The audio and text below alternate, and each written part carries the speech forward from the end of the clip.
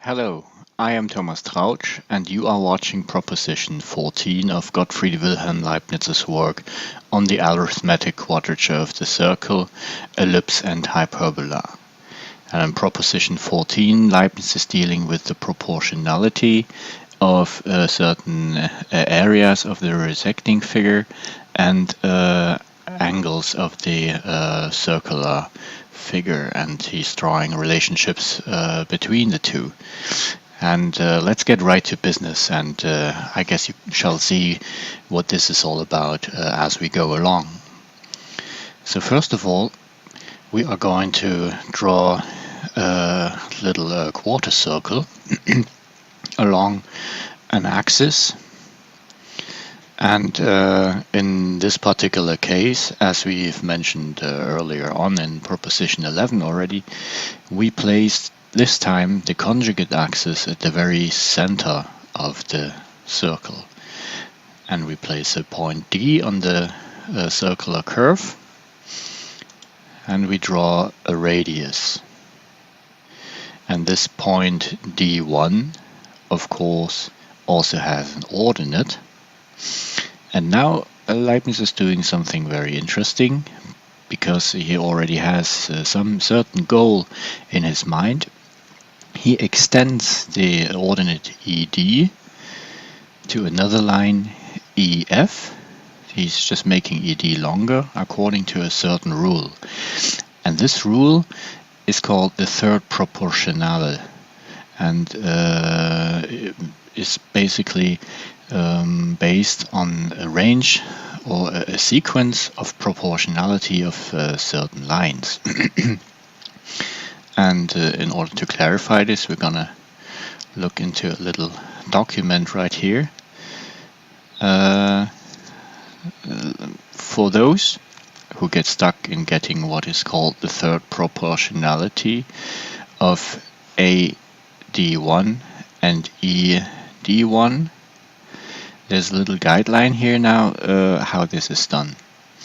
So if you extend E1 D1 to E1 F1 such that E1 F1 can be called the third proportionale of AD1 and ED1, you can go through a sequence of proportionalities.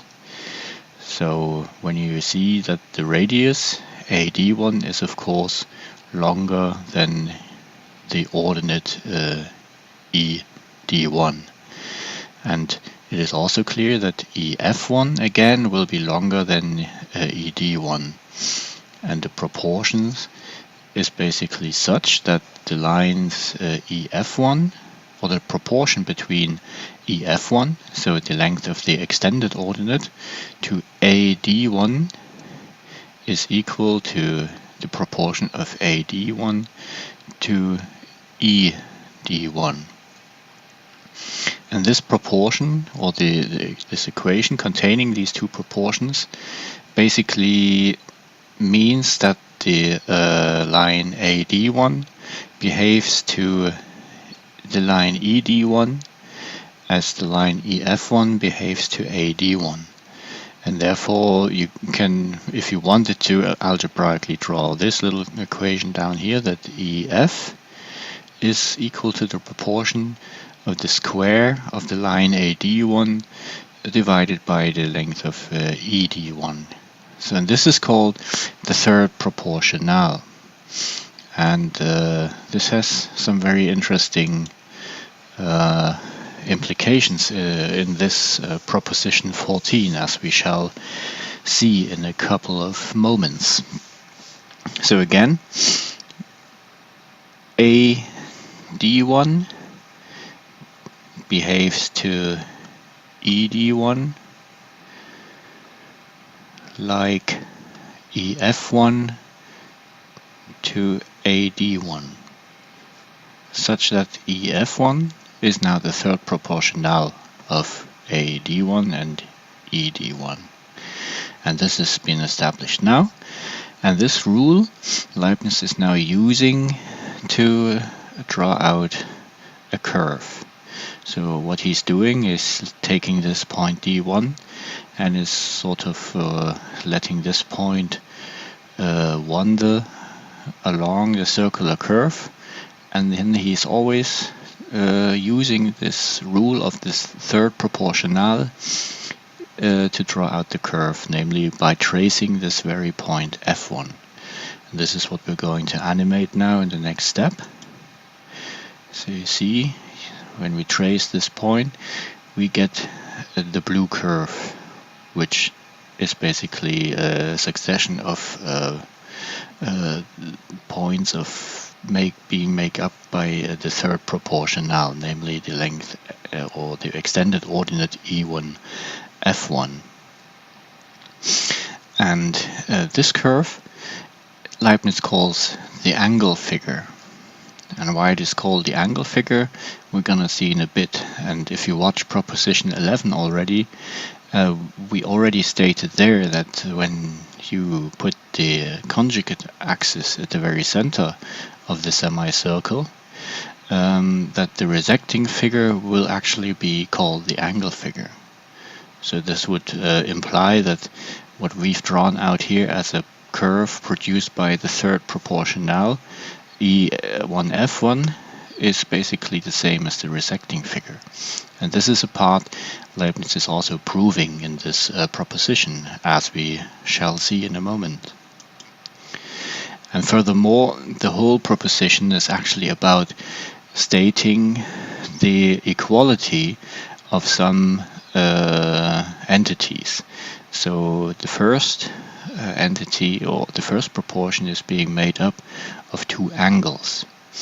So you have the point D1, and if I now move the handle, I make up another point D2, such that we have two sectors, like the first one being A, D1 and C1, which is showing in green here, and the second one being A, D2, C, as being shown in purple here. And he says that the angles for the angle D1 AC and the angle D2 AC, they make up a proportion which is equal to the areas of the quadri-linear, or what is called the resecting figures of these certain areas. So we have angle D2 AC divided by the angle D1 AC, and this proportion is equal to the proportion of the quadri-linear CAE2F2C, which is this one, divided by the other quadri-linear CAE1F1 C1. And this is the statement, and this is what Leibniz is proving in the following. And he's doing it in the following sequence. So he's drawing out the tangent from the point D2 and having it intersect at the conjugate axis at the point T2. And he states that the line AT, which is this one, is actually equal to the line EF1. So EF.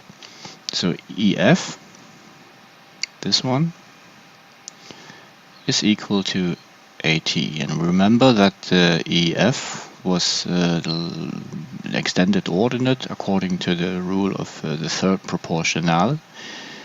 And the proof is going as follows, that these lines AT and EF are equal. And he says it's based on the fact that the triangle DAE is similar to the triangle ADT. And therefore, we can, according to this similarity, we can draw up the very same proportions for the line AT, because this similarity between this triangle and this triangle actually means that the lines ED to DA is the same proportion as the line DA to AT. And this is the very same principle which we use to create the line EF. That means that AT is the third proportionale of ED and DA. And therefore, because it's the same rule which we just explicitly used here to create the extended ordinate E to F2, hence it is clear that AT and EF are having the same length.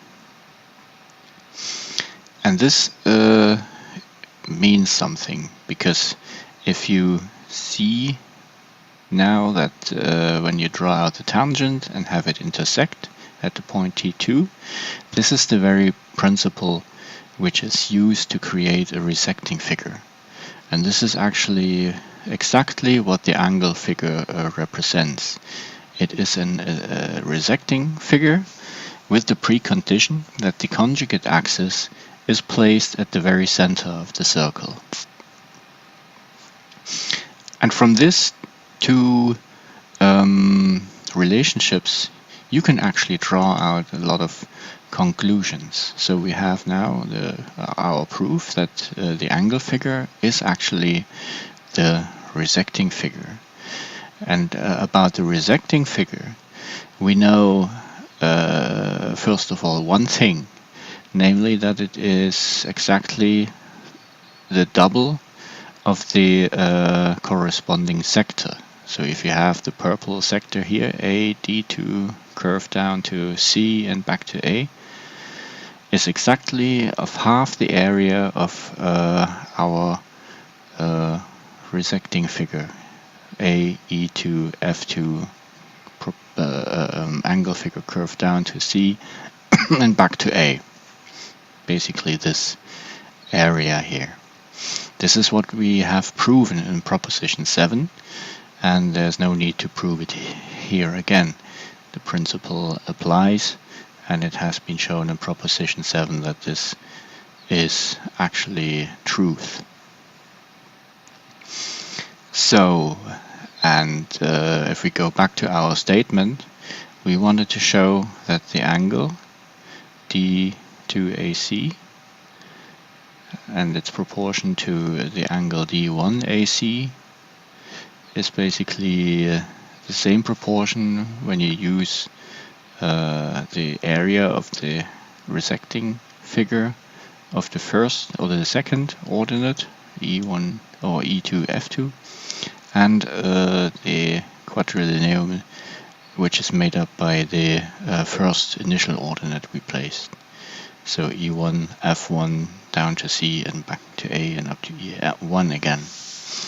So in these proportions are equal, and the proof Leibniz applies is as follows.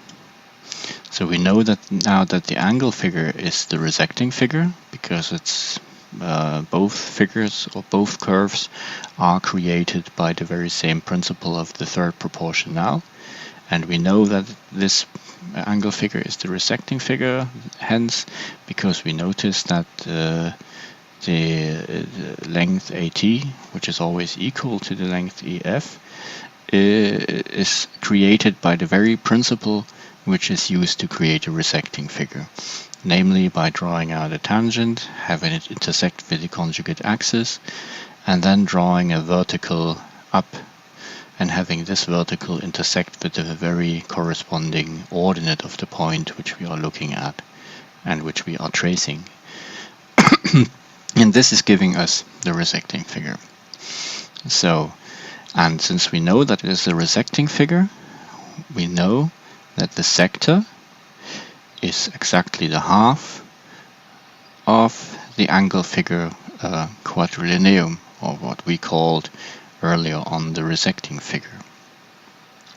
So this means that the sector and the angle figure quadri-linear, they are standing in a sort of linear relationship. to each other, because sector is always half the size of the angle figure quadri-linearum. And this fact we now can use in the next step, because it is also easy to conceive that the sector is actually proportional to its angle DAC, which is shown now here in green.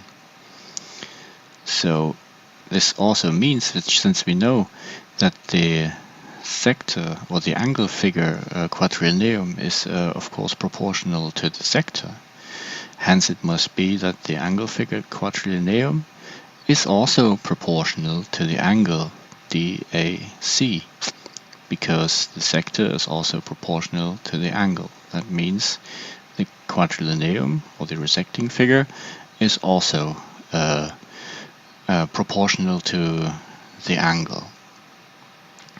And therefore, because this proportionality applies, this actually means that the statement which Leibniz put out in terms of the proportions up here, that the angle D1 D2AC, the proportion of it to the angle D1AC, is equal to the proportion of the quadri-linearum or the resecting curve of the second upper ordinate to the quadri-linearum made up by the initial lower ordinate. And this is exactly proven by this sequence of steps which we have just taken here. And that was something very interesting. Instead of looking at the curve just as a succession of points, Leibniz looked at 2 different points on the curve and thought about the areas which are made up by their ordinates and their extended ordinates in terms of the resecting figure and their sectors, and was thinking about the proportions of different points on the curve. And this is something not a lot of people, except a few, had done before him already. And at this point, Leibniz considered this proof closed because it's explicit that this relationship is actually valid.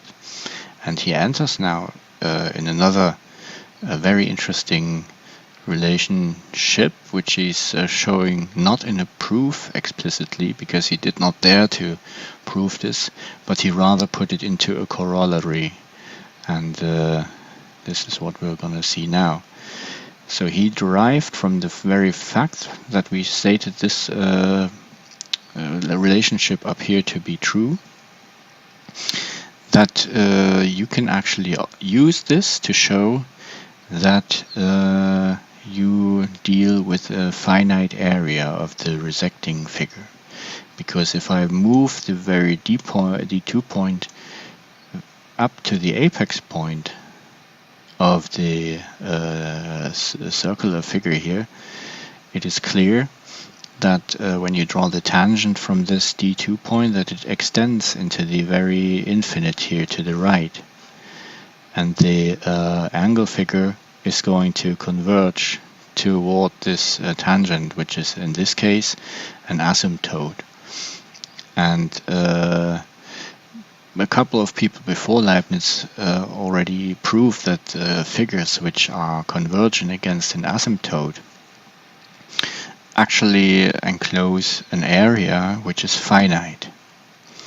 And since he's just proven the relationships between the angle proportions and the area proportions, it becomes clear that this is also a way to actually show this fact, because when you look at the angles, you have 2 angles standing in a proportion to each other, which are finite entities.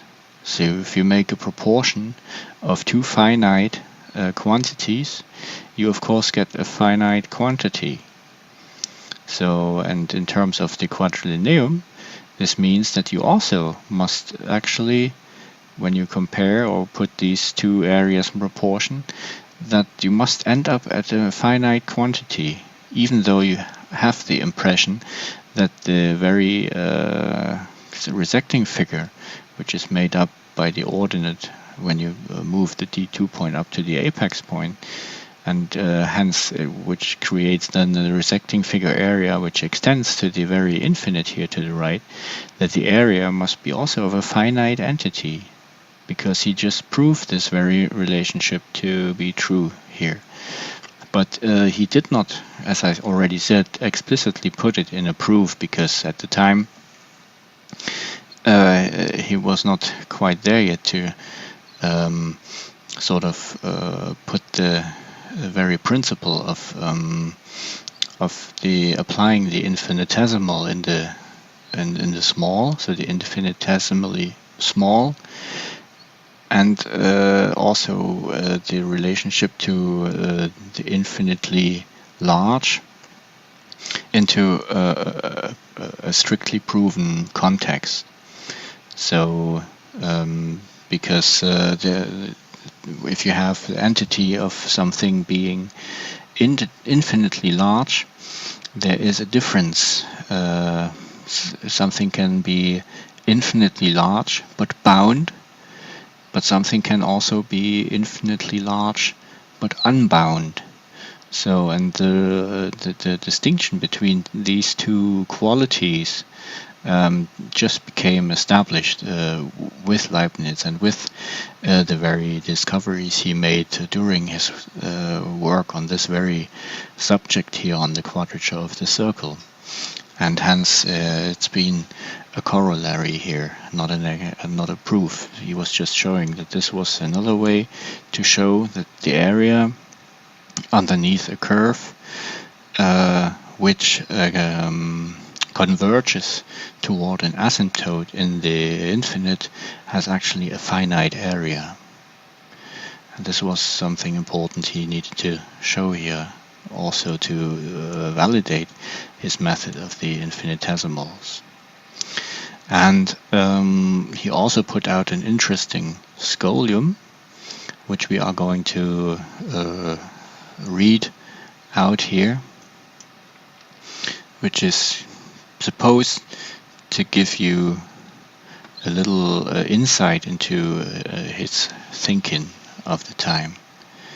So we have a little document here containing a translation of the scholium of Proposition 14, which I'm going to read out now. Scholium of Proposition 14.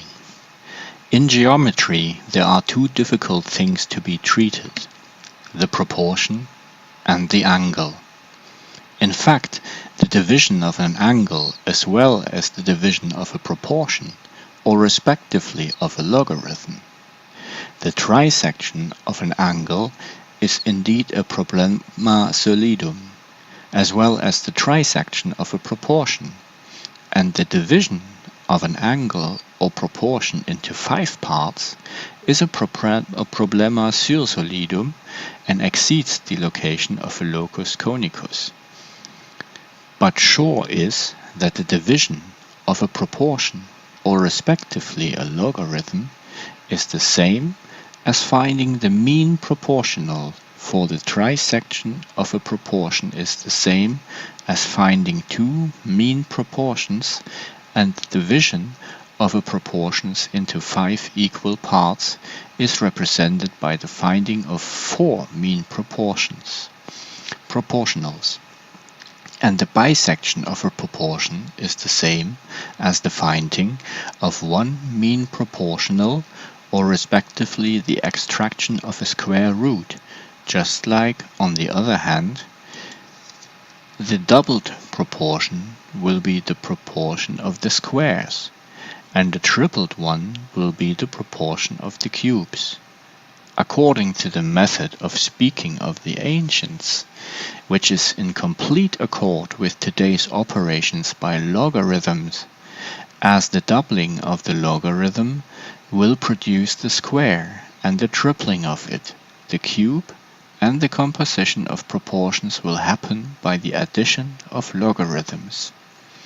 Nevertheless, one must admit that this produces the most ambiguities, to mention it by the way, which confuse the not yet familiar definitions, yes, even lead to disputes among the academics, as is obvious with the topics having been negotiated between Wallis, Hobbes, and Maybaum. We indeed say that the proportion 9 to 2 is the triple of the proportion 3 to 2, but 27 to 8 is the triple proportion to the proportion 3 to 2, which means that the logarithm of the proportion 27 to 8 is the triple of the logarithm of the proportion 3 to 2. Hence, it would be extremely suitable, at least sometimes, to take the proportion as a fraction in order to differentiate it from the logarithm such that the proportion 3 to 2 be expressed as a fraction 3/2. For if one takes the double or triple of any proportion, the double or triple of a fraction will indeed be suitable. Yet, this way of expressing it has its occasional disadvantages. For the purpose of not changing anything coincidentally in the traditional formulations, it shall be sufficient to talk as follows in order to be understood.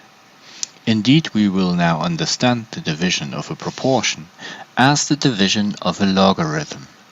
Subsequently, it must be noticed that the proportion or hyperbolic figure is identical to the angle figure, because due to an extraordinary discovery by Father Grégoire de Saint-Vincent, the, in my opinion, not sufficiently honored fact is certain that, if the sections of the asymptote are behaving like numbers, certain hyperbolic parts will behave like logarithms.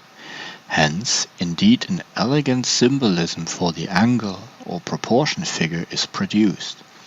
If namely the AT are attached to the axis BA or are carried over to EF, then they produce an angle figure as I have shown.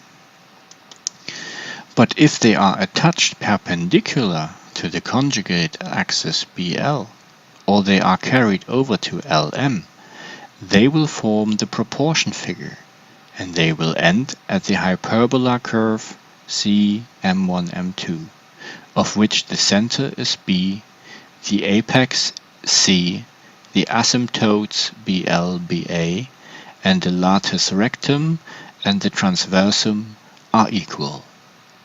In the same way, the quadri-linear CA E1 F1 C and CA E2 F2 C are related to the selected radius BA and the signs A E1 A E2, so will for the same radius BA or BP considered as a unit, and for the lines BL and BL2 put as numbers, the hyperbolic quadrilinear CPL1M1C and CPL2M2C behave like the indices of the proportions which have those numbers as units, or like the logarithms. If therefore, for instance, the number BL2 was the cube of BL1, since with fractions which these numbers, of course smaller than the unit BA, are the powers smaller than the sides, then the area CPL2M2C would be the triple of the area CPL1M1C. So this little scholium actually represents the tin opener for Leibniz to the field of logarithmic proportions. And logarithmic proportions is actually a very basic foundation or a stone in the building of his notation of the calculus, which is used, or which is commonly known as the rules every scholar gets in hand today to solve or to differentiate or integrate in the frame of the infinitesimal calculus when dealing with algebraic functions. And here he's laying the real basis, and he's entering the field of logarithmic proportions, which will be becoming very important now in realizing that certain areas underneath a curve from the concave or the convex part are actually standing in a certain proportion to each other, which actually depend on the proportion of the very exponents of the terms involved. And this is what we're gonna show. But first of all, we're gonna see what Leibniz meant with the very formulations he used here in the scholium in terms of the hyperbola. So how does the resecting figure, which we've drawn out here in blue, or which is equal to the angle figure, how this one relates to the hyperbola? And it is done as follows. As he said in the scholium, all he did is basically taking the line EF, and he was conjugating it around the very point D2. So that means basically he took the line EF, rotated it by 90 degrees, and attached its end to the conjugate axis such that it passes through the point D2. And this is done always as you at any time as you move the D2 point along the circular curve. This is done successively, and the very end point of this line EF, or which has been transformed now into the line L2 and M2, this is actually creating a curve, which we've drawn here in black, which Leibniz initially called the proportion figure. And when you follow this principle of construction, and if you wanted to and you have the time, you could actually create an algebraic representation of it, you would quickly come to the conclusion that the curve which is produced by this construction principle is equal to the hyperbola. So y equals 1 divided by x. So if on the precondition that the very circle which we are dealing with here is a unit circle, so meaning the radius is 1, and that the apex point or the origin on the axis cross intersection is lying here at B. So, and in order to show this, we are basically now sort of drawing out a hyperbola according to these preconditions, and indeed it matches this very curve which is produced by the just mentioned construction principle of conjugating the extended ordinate E2F2 and have its endpoint being traced, and this is creating the hyperbola. So in this way, Leibniz first of all proved that the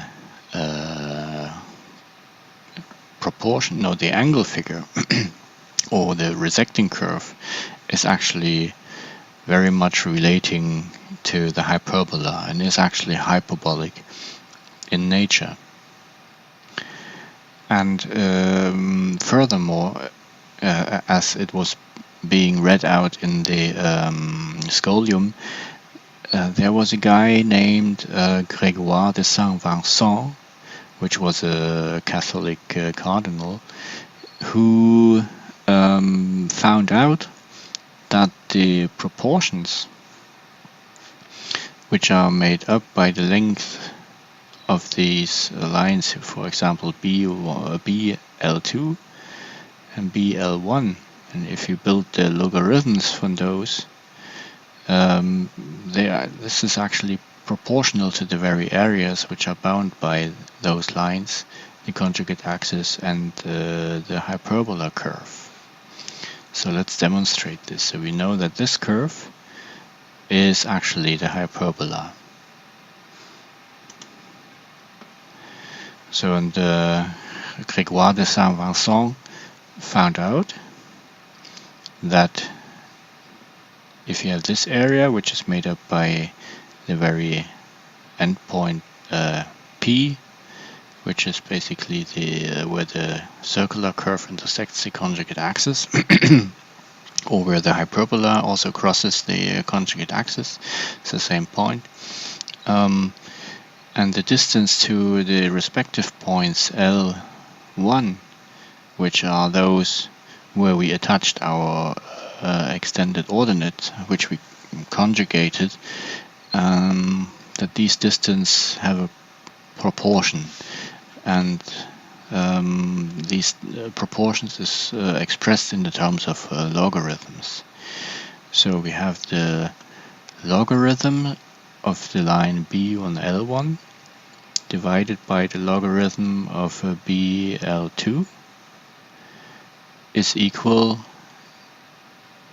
to the area made up by the line P L2 M1 and then the curve up to C impacted P, like this green area, divided by this area.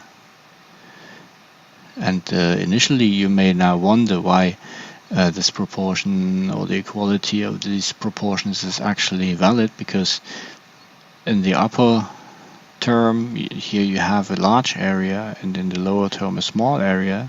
That should give you a large value, while you have a small quantity or a smaller line or length in the upper term and longer line in the lower term. So this might confuse people at the beginning, but as we already said, this is a unit circle. So basically the radius of the circle is 1, which means that the lines would be smaller than 1. So if you have smaller than 1 values, the logarithms actually turn around. So if you have a value below 1, which is smaller to an area or to a line which is also smaller than 1, then the logarithm are like indirect proportional. So the logarithm of this one will actually indeed be greater than the logarithm of this long line, which is also smaller than 1. So both are smaller than 1. And this is what makes this true. And this very principle was again discovered by Father Grégoire de Saint-Vincent. And it really opened up to Leibniz the whole realm of logarithmic proportions. And it was probably this very relationship which made him think, if there wasn't such a kind of relationship of areas which are bound by curves, if these kind of, or if there's a similar relationship of proportionality of areas and logarithms existing in other types of curves or other types of functions than the hyperbola.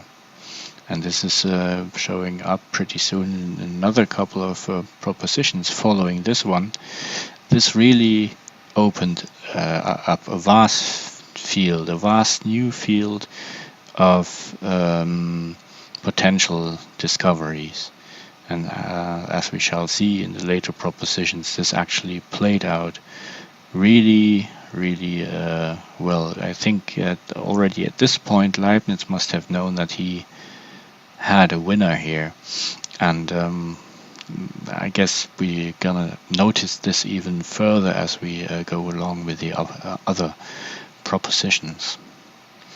So this was basically what was to be shown for proposition 14, and if we summarize, he showed that in this proposition that it is true that the proportion of the angles of points on the circular curves are the same as the proportions of the corresponding resecting figures by means of the angle figure, or the resecting figure as an angle figure, where we stated that the angle figure is produced if you have the conjugate axis at the center of the circle. We furthermore found out another means to show that the area, which is extending to the very infinite to the right and sort of converges toward an asymptote, that the area which is bound by these lines is actually finite, because you actually also make up a finite proportion of finite angles. So the areas in this proportion must also be of a finite nature. And he was demonstrating this here in form of a corollary. And as a third item, he was showing that the resecting curve, or in our case here the angle figure, is indeed of a hyperbolic nature and relates to the hyperbola. And he was showing this by simply taking the third proportionale and conjugating it around the very tracing point, and then he was tracing the endpoints of this very line, and indeed what this was producing is exactly the hyperbola. And this was laying the basis for all his future works on the other propositions coming up, where everything or most of the things now deal with the proportions of logarithms or exponents, if you wanted to. Also on other curves than the hyperbola. And this is what was showing up for Proposition 14 so far, and that was all that was to be shown here. And therefore I hope you enjoyed watching it, and I hope it doesn't frighten you away from future videos coming up on the other propositions. And for now I say goodbye. Alright, thank you very much for watching. Bye bye.